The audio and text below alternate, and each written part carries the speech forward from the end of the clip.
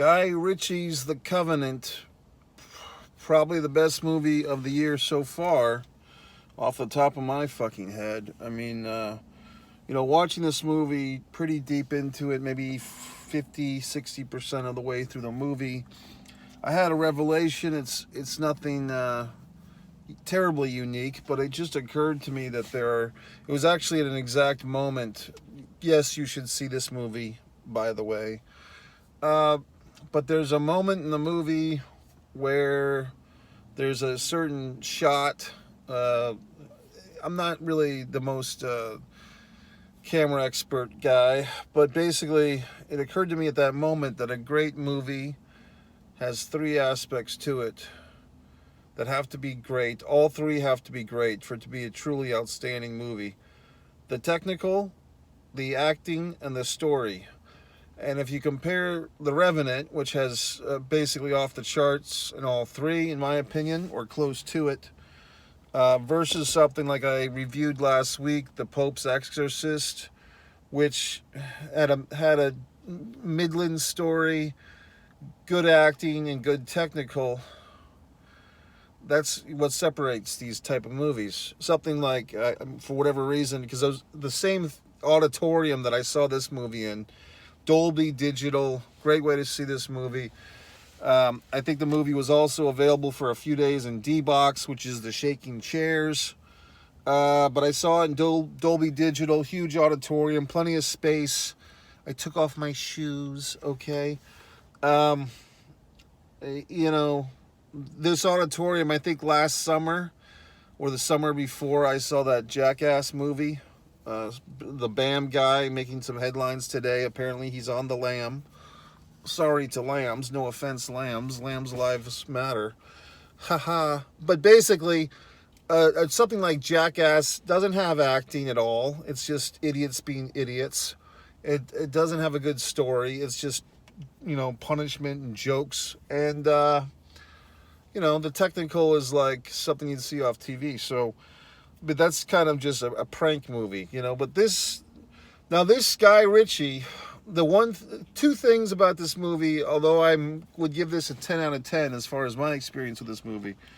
But if you were to compare a couple of little things, when the movie starts, and the fact that it's called Guy Ritchie's The Covenant was kind of a turnoff to me. I don't particularly like it, even when the best filmmakers put their name in the fucking title of the movie, because I think you have to address this movie as that. You can't just say The Covenant. You have to say Guy Ritchie's The Covenant. And that's the fucking name of the movie, right? But if I had made this goddamn movie, I'd want to put my name on it. So I can understand. I give the guy credit. And this was a guy who fucked Madonna and who made a horrible movie with her however many fucking years ago. The Island or the Beach or some horse shit. But some movie that was so bad it was, the Razzie winner or whatever the fuck. And he was known as being the guy that fucked Madonna and made a shitty movie with her for a long time. And he's fought his way out of that fucking box. And I know he's done other big movies, but this one, to me, it works, and I kind of like that patriotic, but not patriotic type of thing. Some people would just see the previews of this movie and say, oh, it's a stupid war movie, or it's another war movie. But it's kind of like people who listen to Born in the USA by Bruce Springsteen and just see it as an anthem and don't understand the undercurrents of the story of it, of the real layers of it. You have to have that extra layer of intelligence, like an onion, to get some things in life, which I think I do. And as you're here on One Mike Messier YouTube channel with Mike's Instant Movie Reviews, obviously you're of a higher intellect. Otherwise, why would you be here? Or your intelligence would be raised by watching my wonderful videos. So I give a big sip of water. What's the actor's name? Jake. I always have trouble with the last name Gyllenhaal. Did I fucking get it this time?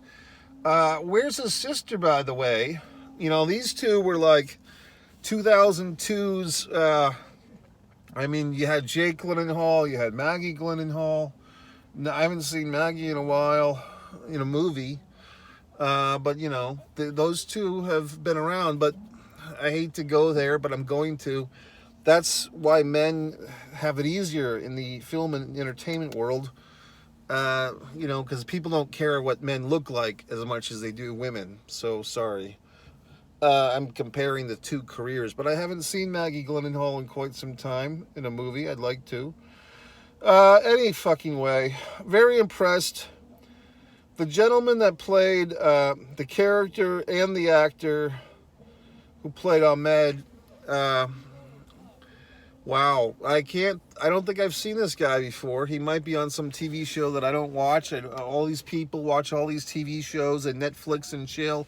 I did recognize one guy. I believe the younger brother on Heels was in this movie.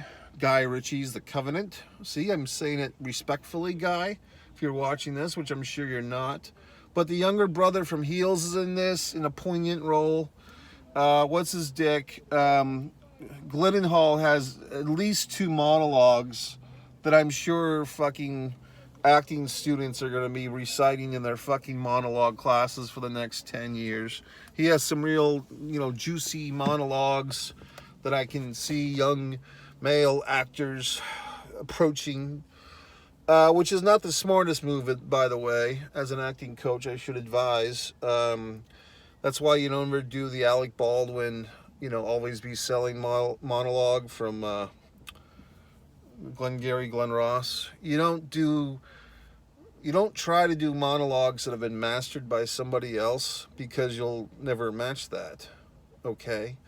So any fucking way, you can go to Messier Monologues on MikeMessier.com. I have plenty of monologues for you assholes. I really like this movie.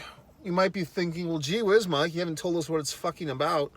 I don't want to give away too much, but basically, it's a debt. It's a military movie. It's in Afghanistan, 2001. I believe this movie takes place. Apparently, it's based on a true story.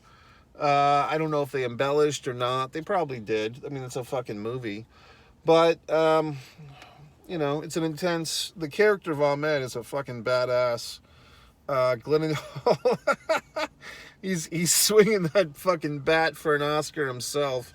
I don't know if he ever got one or not. But yeah, this is a real man's movie. I think Gyllenhaal, if I'm not mistaken... Didn't he do a movie, it was going back a long time, 10 years ago at least, that was some type, I think Natalie Portman was in it, and it's like 2 brothers and one's in the military or some such thing, and then Natalie Portman and something or else. I think that's accurate. I could be wrong. Anyway, that was that movie. But this, I think that movie was called Brothers, if I'm not mistaken. You can look into that. This movie really was great. Guy Ritchie's The Covenant. I mean, I'm forced out of respect for the cinema. Not that I fucking put Guy Ritchie on a goddamn pedestal, but I'm saying the movie title, and I can see why he put his name on it, because it was so good. So I give him much respect. Of course, I'm the fucking guy who made Disregard the Vampire Mike Messier documentary, so what the fuck am I giving him a hard time about? I guess it's because in my 40-minute documentary, award-winning, there are the name, like the Disregard the Vampire comes first, and then my name comes later to clarify that it's a documentary, whereas with this, Guy puts his name first. But I give him fucking credit. I like the goddamn movie. So it's about manhood. It's about honoring friendship. The funny thing is, these 2 characters don't really seem to be friends. Basically, the shtick is one guy saves one guy's life, and then the guy has to save the other guy's life. That's kind of the basic theme. If you've seen the movie, you know what I'm talking about. Towards when Ahmet, basically gets handcuffed by the USA guys, by the US Army, I believe, when he and Sarge get picked up. How did Ahmet get away from the US people and you have to go underground? Like, they don't really explain that. Like, if they had Ahmet in custody, they just didn't have the visas for him, so they let him go. I mean, it seems a little off that they wouldn't, I don't know. It seemed, I guess I would just assume they would have detained Ahmed and until they found out the whole story from him. So but I guess that's part of the fun of the movie is, well, not the fun, but that's the situation the guy's in. He wakes up from his coma and where's my buddy? So anyway, folks, that's the fucking story, Morning Glory. I hope you enjoyed this review. I tried not to spoil alert it or spoil it or whatever the cunt, but I enjoyed it. I thought it was good. Guy Ritchie's The Covenant. Go see it.